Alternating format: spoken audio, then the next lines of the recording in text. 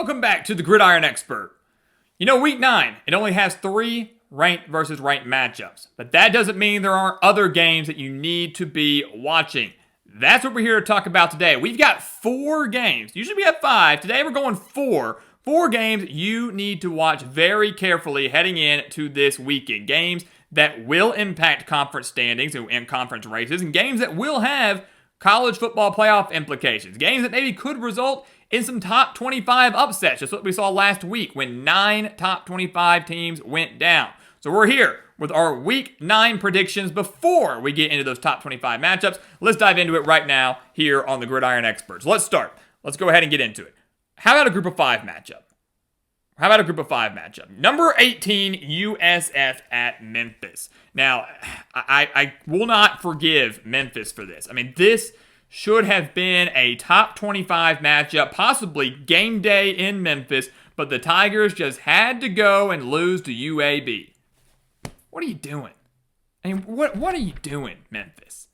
And I'll be the first to say, I was not completely sold on the Tigers. We had them ranked. Yes, they were undefeated. They were playing decent football, but they had a weak strength of schedule. Their best win was Arkansas, a game they trailed by 18, but as we know, Arkansas is just a bad team and a choke artist of a team. But, you know, the Tigers were still undefeated. You got to give them credit for the wins. And then they get just torched by UAB. I mean, they lost by 7, but still.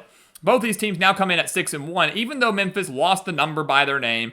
Even though the loss was bad, this game still holds a lot of weight for both teams. Because as we mentioned, they're 6-1 overall, both of them. USF 3-0 in conference play, the front runner to make the college football playoff as the Group of 5 representative.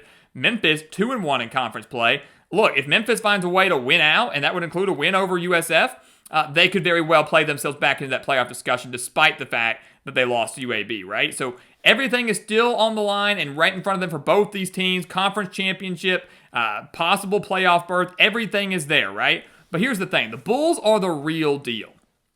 I think we knew that right after week 1 when they torched Boise. And then if you weren't buying that, you knew it when they went to the Swamp and beat Florida. If you didn't think they were real then, you knew they were real when they went on the road to an undefeated North Texas team and torched them on the road. I mean, they are dominating here. Boise State, Florida, killed North Texas. And again, we talked about Memphis. They've had a weak strength of schedule. The American's not that strong anyways, but their best win was by 1 point against Arkansas. They probably would have lost that game if Arkansas, again, doesn't blow the lead and knows how to hold on to the ball, doesn't know how to fumble. I look at this. I think the Bulls' offense is really going to expose this Memphis defense. USF's averaging 476 yards per game. Their running defense, by the way, is ranked 28th in the nation. Memphis wants to run the ball. Their passing game is just mediocre. Brendan Lewis, we're going to have to wait and see what his full status is going to be like by Saturday. But even if he plays, he's just been mediocre. A little over 1,300 yards, 8 touchdowns, 4 interceptions. Yes, I know USF secondary isn't all that great, but of all the teams I think could come out there and exploit that secondary, it's not going to be Memphis. So even though the Tigers have home field advantage, I look at this team, a little hungover after that loss. I think they were probably looking over UAB, getting ready for USF, and it bit them. But a little hungover after the loss. USF has proven they can win anywhere. They can play with anybody. They can score at will. Give me the Bulls to win this game, keep their playoff hopes alive, and could very well move into the top 15 by the time we head into week 10. So USF gets a massive, massive win in one of the biggest Group of 5 showdowns of the entire year. How about we move to the Big 12? Number 11, BYU at Iowa State. This is huge for the Big 12 standings. I mean, if you've watched us for a while, we've talked about how chaotic the Big 12 is going to be for the rest of the year. Right now, the top 2 teams based on conference standing, based on a conference record, are BYU and Cincinnati, right? But there's a lot of teams in there that can still compete. Iowa State is one of them. The Cougars are 7-0, 4-0 in conference. Iowa State's 5-2, 2-2. They get this game. BYU takes a loss. Iowa State's only 1 game back. They keep their hopes alive for a spot in the Big 12 championship. And as we know, if you can make your conference championship game, you have a shot at the college football playoff. So this is interesting because, everybody's high on BYU, and rightfully so. They're undefeated. They're fresh off a big win over Utah in the Holy War. But this is the toughest environment BYU has faced all year long. The other 2 would be what? Colorado and Arizona, and they narrowly won both of those games. Both of those one-possession victories in the Arizona game going into overtime. So this Iowa State team hasn't looked good the last couple of weeks. They lost to Cincinnati. They lost to Colorado. But now they're coming off a bye week, fully healthy, riding the ship. And I'm going to pick the Cyclones to win this game. I know BYU fans will hate me for that. They claim that I'm a BYU hater. I promise you I'm not. But I look at this Iowa State team.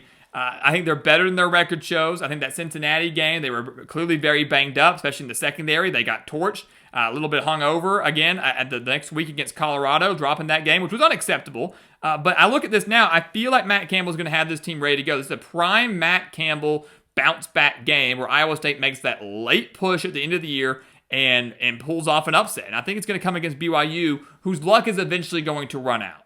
You know, they narrowly got by Colorado, right? They narrowly got past Arizona. They narrowly got past Utah. And I know BYU kind of controlled that game, but still only won by 3. Eventually, they're going to lose a game. I think it happens in Ames. I have a lot of faith in Rocco Becht. I have a lot of faith in this Iowa State defense when they're healthy. I think they're going to be a little bit more healthier, a little bit reset here. Give me Iowa State to pull off the minor upset. It's a very, very, very small upset, I think. Even though it's ranked over unranked or unranked over ranked, I think Iowa State makes their statement at home and creates some more chaos atop the Big 12 standings, what's going to be a wild, wild finish over the last month of the season. We'll touch more on the Big 12 in a second, but I want to go over to the Big 10. Number 23, Illinois at Washington. I really, really like this game. And I'll tell you right now, I'm just not sold on Illinois. I'm just not sold on the Fighting Illini. I had such high hopes for them coming into the year. I think I had them at 10-2. That for that to happen, they'd have to win out, right? They're 5-2 on the season. And I just don't know if they can beat Washington. They beat USC narrowly. Illinois did. Narrowly beat USC. But in the 2 biggest games of the year for them, Indiana, Ohio State, they were absolutely destroyed. Washington coming off a bad 17-point loss against Michigan. They've been outscored in their 2 losses to Ohio State and Michigan, 48-13. But the kicker here, for me, the difference maker for here is, number 1, home field advantage for Washington. They play completely different in Seattle. They had the nation's, second longest home winning streak prior to their loss at home to Ohio State, where they hung with Ohio State for the majority of that game before they pulled away. Seattle's not an easy place to play, number 1. And number 2 is Damon Williams. He came off a bad performance against Michigan, had 3 picks against that Michigan defense. I think he bounces back in a big way against the Illinois defense that's allowing 240 passing yards per game. I think he's going to bounce back at home. They're going to get a massive win over the Fighting Illini. I don't think Illinois' offense can keep up. They're kind of one-dimensional. They're not running the ball as well as you would expect from a Brett Bielema-led squad. And I don't think Luke Altmaier could come into this road environment and do it all by himself. An offense that ranks just 69th in the entire country in total offense. The Washington defense, severely underrated, only giving up 332 yards per game. That's 39th in the nation. They'll force enough stops. They'll force enough mistakes off this Illinois offense. Back at home, the Huskies regroup. Williams has a great bounce-back game. Give me Washington to go to 6-2. Make some things interesting in the Big Ten, and Illinois drops to 5-3 and was shaping out to be more of a disappointing season for them considering the expectations they had coming into the season. The final game we want to talk about here goes back to the Big 12 because we're talking about chaos. We're talking about teams that can make a late push. Look at Houston and look at Arizona State. Houston at number 24, Arizona State. The Cougars are 6-1, 3-1 in conference play. Willie Fritz has done a phenomenal job rebuilding this program, done it very, very quickly. Arizona State 5-2, 3-1 in conference play. So again, the winner of this game only has 1 loss in conference play. Stays towards the top of the standings, is waiting for that opportunity to jump BYU or jump Cincinnati, whoever it may be. The loser, not completely out, but taking that second loss, it's going to have to make them work a little harder and hope maybe for some help from other teams, not really controlling their own destiny. This is a big, big, big game. Houston's done such a great job, right? 6 wins already this year. They're going bowling. They've done it with a balanced offense. 211 passing yards per game, 169.6 rushing yards per game. They've done it with a stingy defense. Even last year with the losing record, Houston had one of the better defenses within the Big 12. 31st in the nation this year, allowing just 317 yards per game. Arizona State, you look at them, they're so inconsistent, man. You never know which team you're going to get.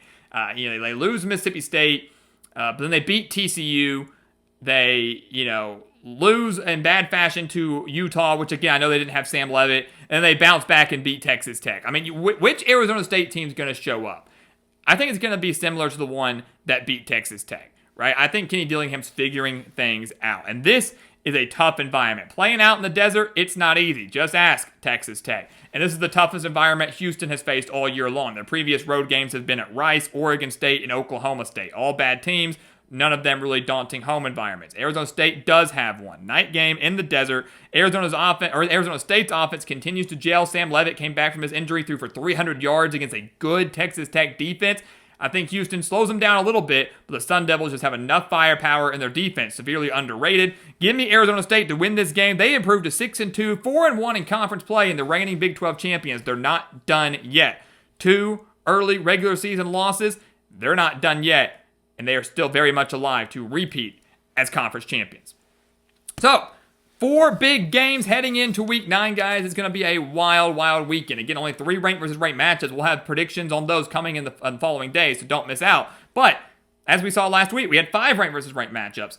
4 more teams lost after that. You're going to see some upsets. Right now, just in these picks alone, we are predicting the number 11 team to lose, the number 23 team to lose, just like that. So that's 2 more top 25 teams we expect to lose based on the picks we just made. Going to be a wild weekend of college football, an entertaining weekend of college football, one you're certainly not going to want to miss as things really start to heat up down the stretch. So guys, as always, thank you so much for watching us here at the Gridiron Expert on YouTube. Make sure you continue to like, comment, subscribe, share our videos. Check out everything down in the description below. That includes our website, thegridironexpert.com. That's home to our expert picks, which are some of the best college football and NFL spread picks in the entire country. Do not miss out on those. Take advantage. Beating out over 80% of the national handicappers. I mean, you can't beat that. So sign up today. The link for it down in the description below. Become a member of our GE Nation. And once again, as always, thank you so much for watching. And we'll see you next time right here on the Gridiron Expert.